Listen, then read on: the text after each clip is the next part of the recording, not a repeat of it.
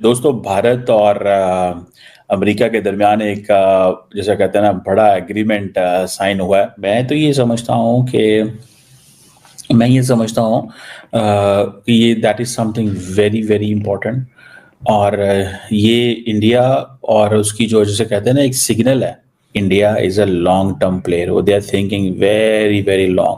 اس وقت ایک بڑی خبر مل رہی ہے بلوچستان سے. بلوچستان لبریشن آرمی کے تازہ حملے میں 23 لوگوں کی موت ہوئی ہے، جس میں کئی پاکستان سینا کے جو سینک ہیں وہ شامل ہیں اور کچھ ادھیکاریوں کے بھی مارے جانے کی خبر اس وقت مل رہی ہے. وہ ان کو یہ طفل تسلیاں دے رہا ہے کہ آپ شروع کریں پاکستان کے ساتھ، ہم ہر طرح سے آپ کے ساتھ ہیں، ہم آپ کو ہر قسم کی امداد دیں گے. اور دیکھیں میں ہمیشہ کہتا ہوں کہ بھارت کی لیڈرشپ سے مسلمانوں کے لیے کسی بھلے کی امید نہیں رکھنی چاہیے.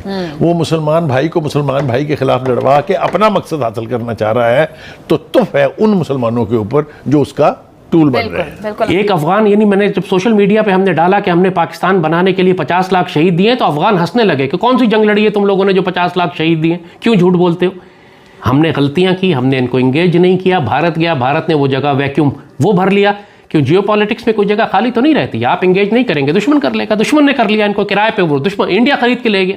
ڈوبل نے زیادہ ریٹ لگا دیے. کسی کا ہسبینڈ پتی مار دیا، کسی کا باپ مار دیا، کسی کا بیٹا مار دیا، کسی کا بھائی مار دیا، کسی کا دوست مار دیا. آج کی تاریخ میں اتنی شدید نفرت ہے پاکستانی پنجاب سے. آپ کبھی بھی دیکھنا آپ نے دیکھا ہے کہ بی ایل اے والے نے، اور میں ڈیفینڈ نہیں کر رہا کہ انہوں نے صحیح کرا غلط کرا، میں ادھر جا نہیں رہا. کبھی آپ نے دیکھا ہے بلوچ نے سندھی مار دیے؟ آپ نے سنا ہے کبھی بلوچ نے سندھی مار دیے؟ بلوچ نے مہاجر مار دیے، یعنی اردو سپیکنگ جو کراچی میں زیادہ رہتے اور بھی جگہ، میں کراچی کی بات کر رہا ہوں کیونکہ زیادہ تر وہیں پہ. کبھی آپ نے سنا کہ بلوچ نے پٹھان مار دیے، یا بلوچ نے جا کے جو پاکستان آکوپائڈ کشمیر میں لوگ مار دیے، گلگت میں مار دیے؟ نہیں. یہ صرف اسپیسیفکلی ٹارگٹ کرتے ہیں پاکستانی پنجابیوں کو. پوری طرح سے ہم ہائی جیک ہو چکے ہیں. شاید یہ میں زیادہ خطرناک کہہ رہا ہوں، بٹ حقیقت یہی ہے، اللہ جانتا ہے کہ ہم تو برے طریقے سے ہائی جیک ہو چکے ہیں. مگر اب سوال یہ ہے کہ ٹی ٹی اے کی جو پالیسیز ہیں وہ ہندوستان کے ساتھ کولیبریٹڈ نظر آ رہی ہیں. ہم پہلے کہتے تھے، اب نظر بھی آ رہی ہیں.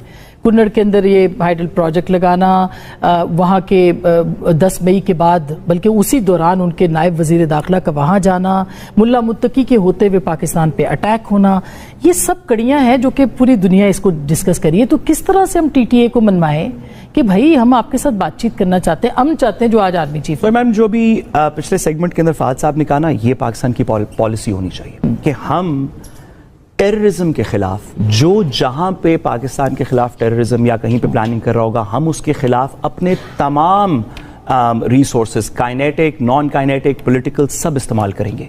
لیکن ڈپلومسی کو تھوڑا سا گزارش ہے، تھوڑا سا ڈپلومسی کو اگر آپ جنگ بھی کرنا چاہتے ہیں تو اس کو تھوڑی ڈپلومیٹک طریقے سے کریں. خواجہ آصف صاحب کے بیانات کہ ہمارے برادر ملک نہیں ہیں، یہ ہمارے دشمن ملک ہیں.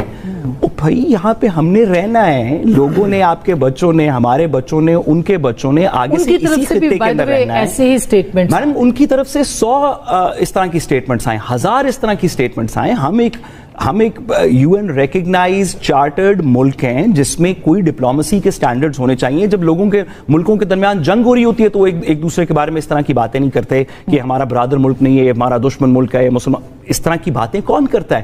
آپ نے جنگ بھی کرنی ہے تو ایسی باتیں آپ کریں گے تو this is playing into the hands of India. India نے ہمارے، سوری میڈم میں اگر بات آپ کی اجازت سے پوری کر سکوں، ہم نے جب سی پیک اناؤنس کیا تو انڈیا نے ایک اپنا اس کا کاؤنٹر اناؤنس کیا جو چابہار ایران سے کنیکٹ کرتا تھا، جس کی ریل روڈ افغانستان تک آتی تھی، پھر افغانستان سے سینٹرل ایشیا کے اندر جاتی تھی. یہ انڈیا کا فرینڈشپ ڈیم جو افغانستان کے اندر انہوں نے بنانا شروع کیا اور دیگر چیزیں کی، یہ ان کا آئیڈیا تھا. آپ اگر اس طرح کی ڈپلومسی کریں گے جو پبلکلی عوام کو، افغانستان کے عوام کو، ڈیفنس منسٹر صاحب کہیں گے کہ آپ ہمارے دشمن ہیں، برادر نہیں ہیں، تو یہ انڈیا کے بینیفٹ میں ہیں یا ان کے نقصان میں ہیں؟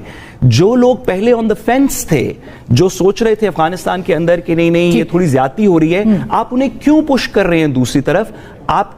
آپ کے جہازوں میں ٹینکوں میں وہ مواد ہے کہ آپ ان کو ویسے ہی برباد کر سکتے ہیں. اپنی آواز کو تو شائستہ رکھیں, اپنی ڈپلومسی کو تو تھوڑا سا مہربانی کر کے چلیں, اور کچھ نہیں, جسٹ فار فساد ہی اس کو تھوڑی ڈپلومسی کر لیں. مگر ایسا کیوں ہے کہ ہم ہمیشہ پاکستان کو کرٹیسائز کرتے رہے ہیں؟ اور ہم نے پاکستان کو ہی کرنا ہے, ہم نے اپنی پالیسی کے کرٹکس کو کرنا ہے. میری طرف سے طالبان کی حکومت سارے کام بھی غلط کرے, it is no skin off my back. میں نے پاکستان کی گورنمنٹ سے بات کرنی ہے کہ یو ریپرزینٹ می, میں چاہتا ہوں کہ یہاں پہ ایک ٹیررزم کا ایونٹ نہ ہو, لیکن مہربانی کر کے ڈپلومسی میں تھوڑی شائستگی, تھوڑا گائل لائیں. ساری دنیا کرتی ہے. روس اور یوکرین کی جو ڈپلومسی ہے, آپ ان کے الفاظ پڑھ لیں, ایسے لگ رہا ہے کہ تقریباً ایک سٹیٹمنٹ ہے جو وہاں سے آپ افغانستان کے سٹیٹمنٹ ہے, یہ کسی چھوٹے موٹے بندے کی سٹیٹمنٹ. یہ دیکھیں کہ 10 ایئرز کا ڈیفنس ایگریمنٹ ہونا, یہ ساری کنورسیشنز ہونا, یہ ڈائلاگ جو ہے وہ بننا, مطلب اس سے یہ پتہ چلتا ہے کہ مطلب what are they up to, وہ کیا سوچ رہے ہیں یا کیا کر رہے ہیں یا کس طرح. اب میں اس کے اوپر ذرا ڈیٹیل میں جاتے ہیں, پاکستان کو کتنا کو پریشان ہونا چاہیے اس پہ. دیکھیں سمپل سی بات ہے, پرائم منسٹر مودی وہاں نہیں گئے ملیشیا میں اندر, لیکن ڈیفنس منسٹر گئے ہوئے تھے اور یہ امپورٹنٹ ایگریمنٹ کر کے ہیں. یہ وہ کہہ رہے ہیں جی پالیسی ڈائریکشن دے گا جو India U S defence relationship ہے.